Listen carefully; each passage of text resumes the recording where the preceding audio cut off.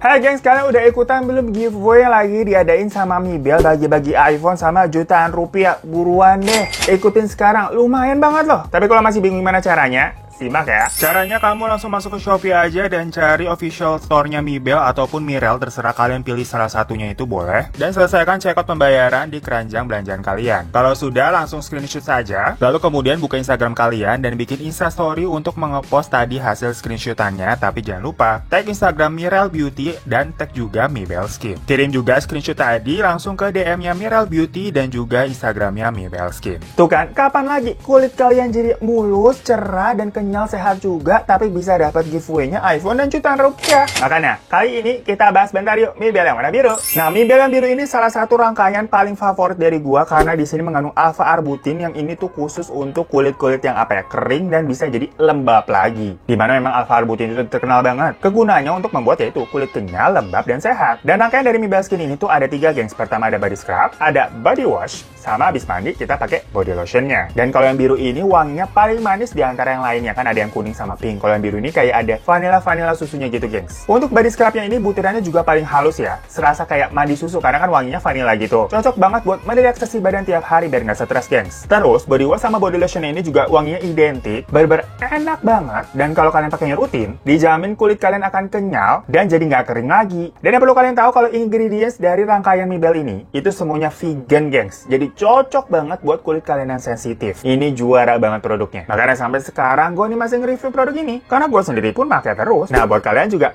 pakai deh. Cobain follow Instagramnya. Atau kalau mau langsung link pembeliannya via Shopee, langsung cek di deskripsi di bawah.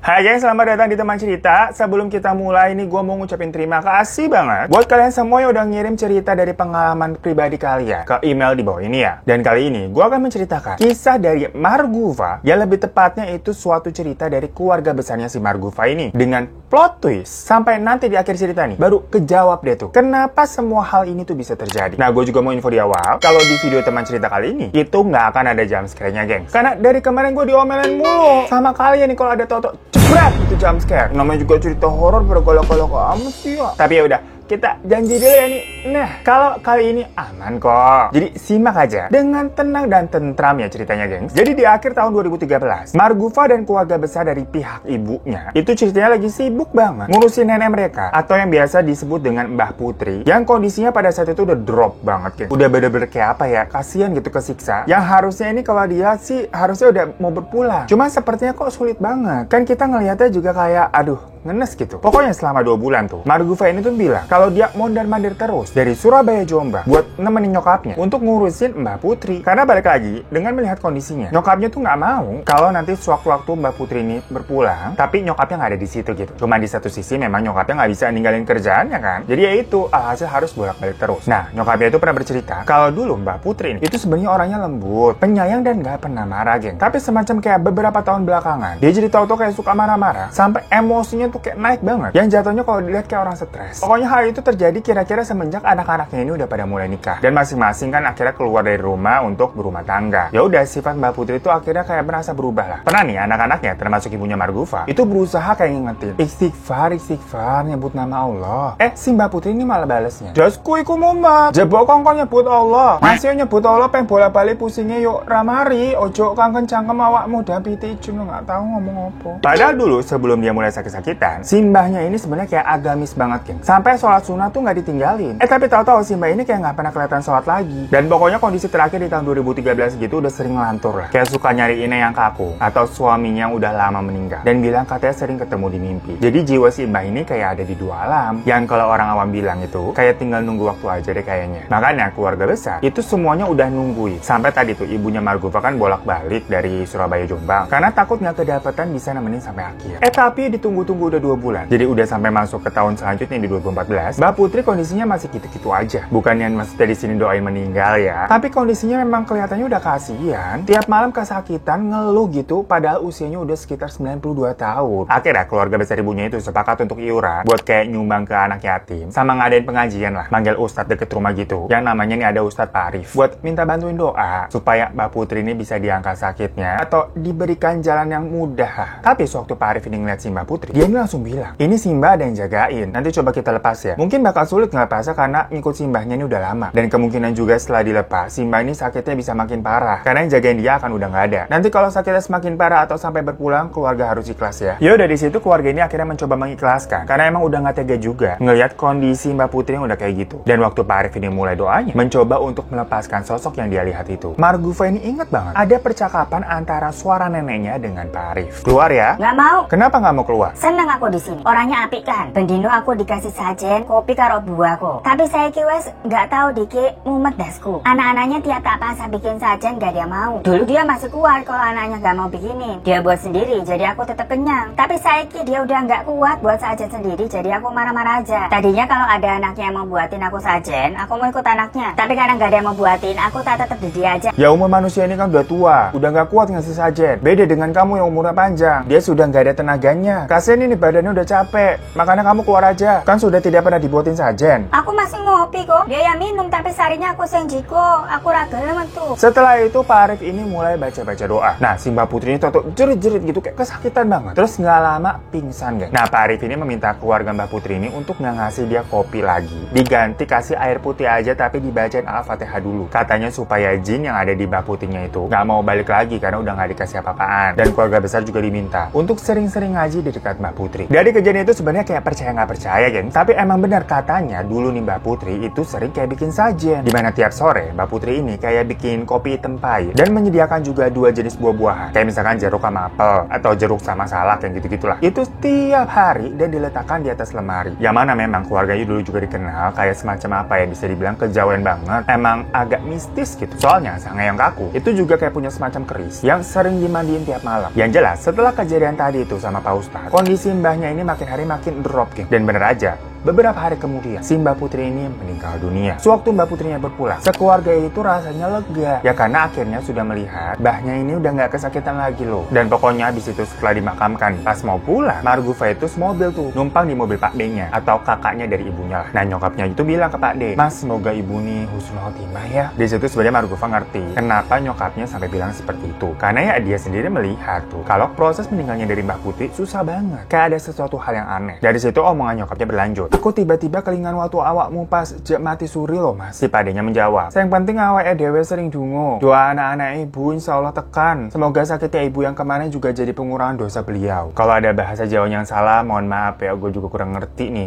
Google Translate bahasa Jawa kita. Yang jelas, waktu mendengar padenya ini katanya mati suri, Margufa kaget dong, langsung spontan nanya, hah? Kok bisa? Nah si padenya justru kayak kaget. Kayak, loh ibumu nggak pernah cerita? Jadi menurut cerita padenya, waktu si padenya ini usia 38 tahun, sementara ibunya Margufa itu 19 tahun. Ya emang ada beda banget nih jaraknya ya. Karena padenya itu kebetulan anak ketiga, dan nyokapnya Margufa ini anak ke-8. Jauh tuh. Kejadiannya, waktu itu si Pak D nih, sama ibunya Margufa, mau naik bis ke kantor Pak D-nya. Karena di situ ada lowongan kerja, dan nyokapnya Margufa ini disuruh kayak coba ngelamar di situ. Tapi saat di perjalanan, bis yang mereka naikin ini kecelakaan, gengs. Pokoknya tiba-tiba ada bis dari arah berlawanan yang menabrak bis mereka ini sampai pokoknya hancur banget dan Pak D-nya ini nggak inget apa-apa lagi, kayak blank, udah gelap gitu. Pas Pak D-nya bangun, dia taunya dia sudah berada di rumah sakit, kayak di sebuah kamar gitu, di mana ada 3 kasur. 2 kasur lain itu diisi sama orang lain yang kondisinya kayak pasien normal biasa, kayak semacam dipasang infus gitulah. Tapi kalau si Pak D-nya ini nggak dipasangin apa-apa, jadi kayak cuma numpang tidur aja di kasur. Ya karena ngerasa baik-baik aja nih. Ditambah nggak ada selang atau infusan juga di dia. Pak D bangun dari kasurnya dan berjalan keluar kamar, buka pintu untuk mencari tahu dia ini lagi di rumah sakit mana sih, nyari suster juga gitu lah. Waktu dia buka pintu kamar, Pak Denny melihat di koridor rumah sakit itu terpecah menjadi 2 bagian yang